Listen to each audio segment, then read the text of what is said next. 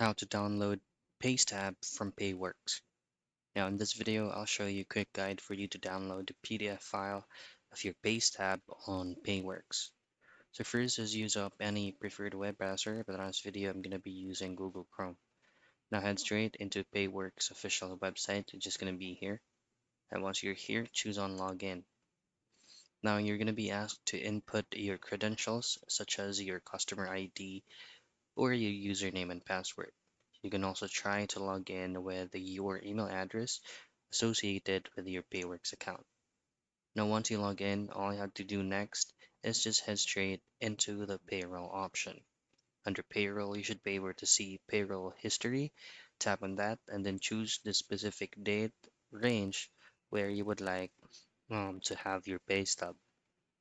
Once you successfully done that, you should be able to see the PDF file of your Paystub. You just need to download it and you have it.